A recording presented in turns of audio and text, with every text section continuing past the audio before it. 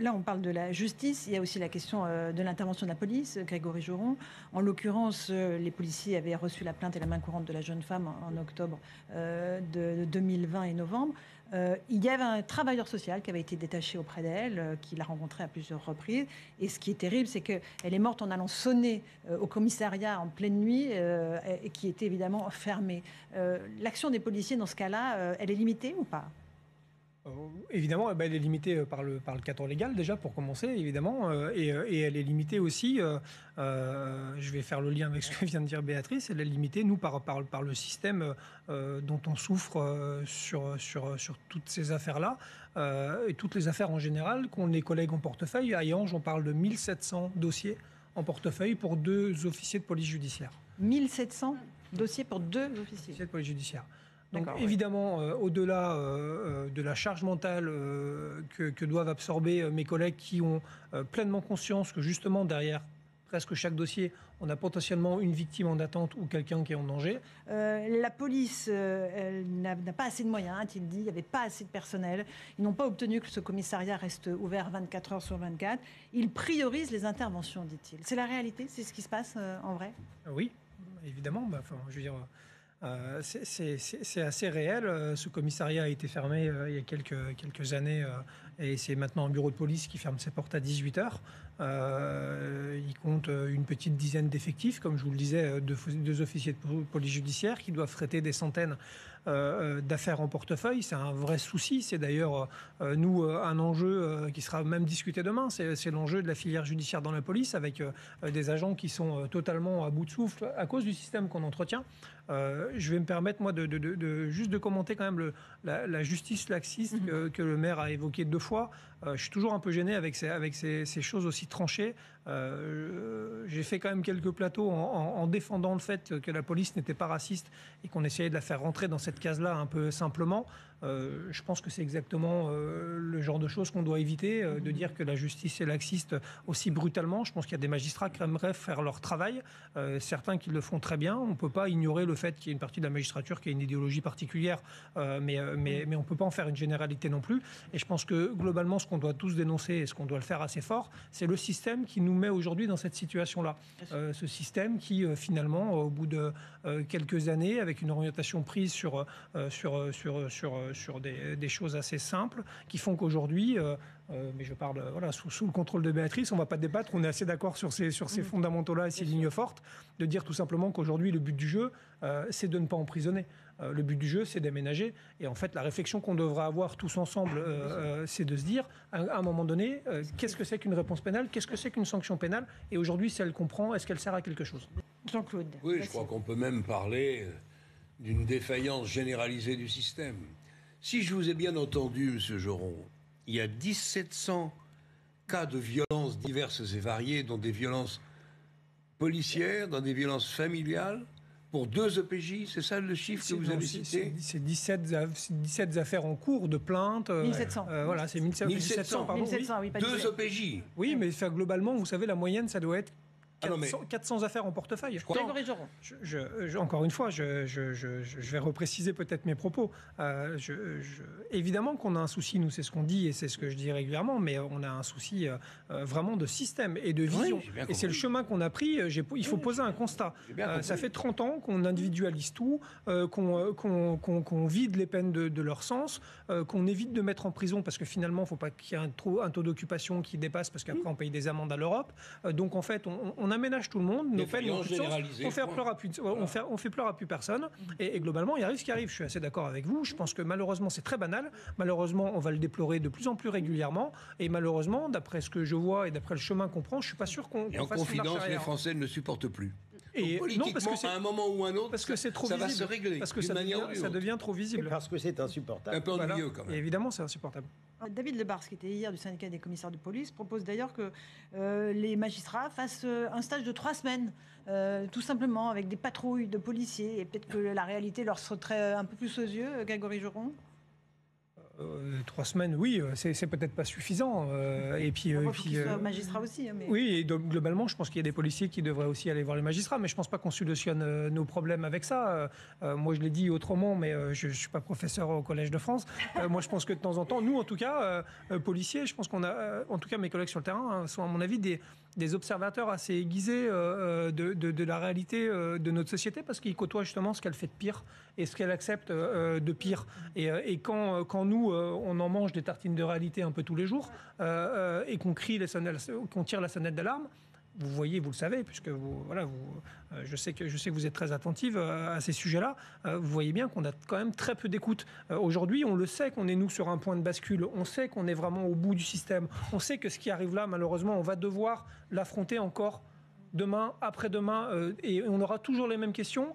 Et si on ne change pas ni de logiciel ni de système, toujours les mêmes réponses en se disant on va envoyer une mission, mais moi je vais vous dire ce qu'elle va découvrir. Elle va découvrir qu'en effet, on a des policiers qui sont surchargés. On va découvrir peut-être, j'en sais rien, qu'il n'y a pas eu de transmission au parquet, mais de toute façon, ça n'aurait pas changé grand-chose parce que le parquet n'aurait pas pu traiter peut-être dans un temps aussi avec beaucoup de célérité, etc. On va découvrir tout ça. On va découvrir en fait que notre système est lent, lourd et qu'il est plus adapté à cette spirale de violence qui ne fait que monter dans notre société. On va juste découvrir ça. Donc une fois qu'on aura découvert ce qu'on sait déjà, qu'est-ce qu'on va faire ? Un exemple sur un amendement dont tout le monde s'est félicité, ou en tout cas une partie de la classe politique sur cette loi, c'est la présence de l'avocat lors des perquisitions. Eh ben, parlez-en aux enquêteurs. Nous, on réclame à corps et à cri une simplification de la procédure pénale. À chaque fois qu'on dit ça, on nous rajoute un boulet à chaque pied. Et aujourd'hui, vous allez voir des collègues de la BRB au 36 et ils vous disent, mais si on a une affaire avec 15 objectifs, qu'on doit aller faire 15 perquises, comment ça se passe ? On promène notre avocat sur les 15 lieux différents, on attend chacun devant une porte, comment ça va se danser ? En fait, on a déjà nos collègues baissent les bras dans la filière judiciaire en termes dans la complexité des affaires et la manière dont, franchement, on alourdit chaque acte. En fait, ils sont en train de se dire, finalement, une fois que j'aurai fait tous les actes que je dois faire obligatoires pour le droit du mis en cause, peut-être que j'aurai le temps de m'occuper de la victime et peut-être que j'aurai le temps, entre deux actes, de pouvoir entendre le mis en cause pour essayer de le faire parler. On en est là. Et malheureusement, en effet, c'est complètement... on est dans une espèce de schizophrénie. On a ça. Et en même temps, à l'Assemblée, on vote des lois qui nous semblent juste hors sol par rapport à ce qu'on réclame nous. Grégory Joron, sur cette situation particulière. C'est juste comment est-ce possible l'exemple typique de ce qu'on veut pas pour notre société. C'est-à-dire, ça démontre simplement que quand il n'y a pas de sécurité, il n'y a pas de liberté. Et que là, on a des gens qui sont même plus libres de sortir de chez eux quand ils veulent, qui sont plus libres de sortir avec leurs enfants le soir pour se promener un petit peu, parce qu'ils croisent des toxicomanes partout. Voilà, la dame le dit très bien. Et en fait, c'est typiquement les scènes de chaos qui font froid dans le dos, parce que globalement, c'est vrai qu'on a très peu de réponses, et qu'en tout cas, elle n'est pas, je l'ai déjà dit, elle n'est pas que policière. Maintenant, elle est quoi ? Elle est aussi sanitaire ? Elle est sanitaire. Et judiciaire, les deux. Et judiciaire, les deux, parce qu'après, il y a sûrement des gens qui n'ont plus rien à faire là non plus. Il y a des gens qui sont peut-être recherchés. Il y a des gens qu'on doit peut-être enfermer. Il y a des gens qu'on doit soigner. Tout ça, il faut faire le tri, mais il faut avoir une vraie écoute, parce que là, on a quand même des gens qui manifestent simplement le besoin de vivre normalement. C'est juste un peu notre pacte républicain, quoi. Et on est au cœur de la capitale. Voilà, et on est au cœur de la... Ça fout les jetons, pour résumer, quoi. On va revenir à la question de la justice aussi, parce que c'est vraiment le dossier du jour. Demain, cette rencontre au Beauvau de la sécurité avec Éric Dupond-Moretti, Gérald Darmanin. Qu'est-ce que demandent les policiers, Grégory Joron ? Quelle est votre demande aujourd'hui ?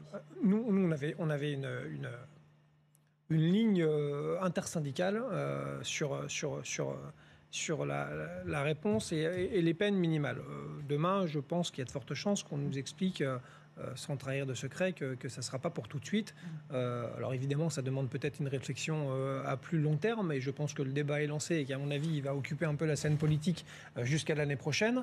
Maintenant, une fois qu'on a dit ça, moi j'ai envie de dire, ok, c'est compliqué, changer la Constitution, évidemment, elle a déjà évolué, plus d'une dizaine de fois, peut-être même une vingtaine de fois. Vous demandez quoi ? Peine minimale ? Peine minimale, mais on ne les aura vraisemblablement pas. Ça, okay. Moi je dis chiche, ok, on ne les a pas.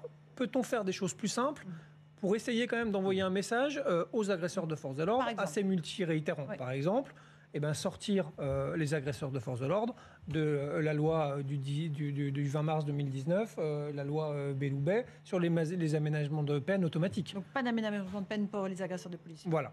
Ok. On nous dit il faut légiférer, ça peut être compliqué. Mais est-ce qu'il y a une volonté ou pas de sortir de là? Ça peut être un exemple. L'article 222-14-1 du Code pénal, c'est-à-dire qualifier tout ce qui est guet-apens, ce qu'on voit tous les soirs, ce que vous montrez régulièrement sur vos antennes, des gens qui, en bande organisée, font des guet-apens envers les policiers, les pompiers, etc., et qui usent d'armes par destination, qui sont les mortiers, pour attenter à leur vie, risquent tous 10 ans de prison. C'est un article qui n'est jamais utilisé et je pense que le garde des Sceaux doit s'engager à faire une dépêche pour expliquer aux parquetiers que c'est comme ça qu'on doit qualifier ça. Ce sont des criminels. Ce ne sont pas des délinquants qui exercent des violences volontaires, etc. Ce sont des criminels. C'est déjà important, à mon avis, de bien cibler les choses et c'est ce qu'on ne fait pas. Le Code pénal, si on ne veut pas aller jusqu'au bout du raisonnement et changer peut-être des choses fondamentales, utilisons déjà la boîte à outils qu'on a à disposition. Il y a des outils. Mais il faut qu'on nous montre la volonté politique pour les utiliser, ces outils. Nous, on veut une politique pénale qui soit assumée, qui soit claire et qui soit forte. Aujourd'hui, on a en réponse simplement une espèce de dichotomie ou d'incohérence gouvernementale, puisque l'empilement de textes qui existe, et je parle sous le contrôle de Béatrice, elle connaît ça beaucoup mieux que moi, mais cet empilement de textes ne favorise finalement que des aménagements et une réponse pénale qui n'est pas à la hauteur des atteintes, en tout cas, dont on fait l'objet. En tout cas, la réalité, c'est que c'est les policiers qui sont en première ligne. Ils souvent payent les pots cassés de cette politique de gribouille qui empile les lois, les unes après les autres, Grégory Joron. Oui, mais ça sera mon propos de demain, celui que j'avais déjà dénoncé au mois d'octobre devant le président, celui que j'ai tenu le 10 mai devant le Premier ministre, celui que j'ai tenu le 19 mai lors de mon discours et celui que je tiendrai demain, parce que j'essaye d'être cohérent, j'essaye de pas être trop simpliste et j'essaye de prendre ça globalement. Je sais qu'il y a j'attends une volonté, moi j'attends un signal, j'attends quelque chose. Ils sont capables de légiférer pour nous mettre un avocat en perquisition, donc ça veut dire qu'on peut quand même faire des lois qui des fois peuvent avoir du sens. Donc j'attends qu'on nous propose un retour à ces propositions assez simples. Allez-y Grégory Joron. C'est simplement qu'à un moment donné, même si on nous dit la présence ne sera pas forcément obligatoire s'il ne peut pas venir, etc. On sait très bien que de toute façon, par réflexe, les parquets nous diront si, il faut mieux les attendre parce qu'autrement vous allez fragiliser votre procédure et on dira qu'on n'était pas dans les... Il faut les contacter. Donc maintenant il faut les contacter. En fait, nos enquêteurs vont passer leur temps à demander s'il y a un avocat pour les perquisitions, demander si la personne veut un médecin pour la garde à vue, demander si l'avocat doit venir dans l'heure pour la garde à vue, etc. Donc en fait, au bout du bout, chaque acte demande un procès verbal. Et nos collègues enquêteurs vont passer leur temps à faire des actes sans jamais faire d'enquête, en fait. M. Dupond-Moretti, il n'y a pas si longtemps, était avocat. Oui. Il s'en est souvenu au moment de l'élaboration de cette loi. Mais je ne suis pas sûr. Il n'y a pas que ça en plus. Mais ça, c'est un amendement qui vient de la majorité, d'une avocate d'ailleurs. Qu'il a accepté. Madame Brugère. Oui, en réalité, pour répondre à votre question, il y a plusieurs niveaux. Il n'y a plus de temps de l'enquête. Il y a plus de temps de l'enquête. Rajouter de la complexité alors qu'on a déjà des procédures quasi bureaucratiques, c'est aussi les fragiliser parce que comme on change tout le temps la loi, eh bien ça donne des risques de nullité. Parce qu'en fait, les OPJ doivent en permanence, je ne sais pas si vous imaginez, changer. C'est comme si on changeait un protocole médical tous les mois. On vient simplement de terminer ce qu'on appelait les chantiers de la justice. Les chantiers de la justice, c'était justement la volonté de reprendre toute la procédure de A à Z. L'encre n'est pas encore sèche. Que là, on nous remet encore une loi, à se demander d'ailleurs si la précédente avait une utilité. Et on est en permanence dans un changement. Donc c'est une insécurité juridique. Après, on peut toujours tout justifier. On peut toujours dire que c'est mieux d'avoir que de ne pas avoir. Sur le papier, tout est merveilleux. Après, il faut rapporter ça à la réalité du terrain. Et c'est quand on rapporte ça à la réalité du terrain, comme on l'a fait avec tout à l'heure l'enquête, où on vous dit oui, mais moi je suis policier, mais j'ai aussi 1700 dossiers, que là on se dit ah bah oui, mais c'est impossible. Donc il faut savoir ce que l'on veut. Est-ce que l'on veut fonctionner ou est-ce que l'on veut faire des lois ? Et alors, on devrait fonctionner. Sincèrement, l'avocat qui vous parle n'a pas souvent trouvé des problèmes lors des perquisitions policières. Hein. La réalité, elle est là. Donc même les avocats sont contre. Non, mais et l'avocat qui te parle, la première chose qu'il fait quand il a un dossier, c'est de guetter la nullité. Donc voilà, c'est comme ça que ça se passe. On rajoute, c'est ça, des cas de nullité possibles. Voilà. Et malheureusement, donc du coup, un travail qui servira à rien. Et c'est ça qui. Et les enquêtes préliminaires limitées à 2 ans, c'est bien ça. Bon, Ouais. Ça concerne 3%, je crois, des affaires. J'essaie d'énumérer pour oui, trouver un truc pas mal. Mais juste demain, au niveau de la C'est des cours sécurité, criminels. il n'y aura que les policiers, il n'y aura pas les magistrats. On est aura vraisemblablement un grand témoin, puisque c'est le format des tables rondes, qui devrait être, sans trahir de secret, le procureur de Clermont-Ferrand. D'accord.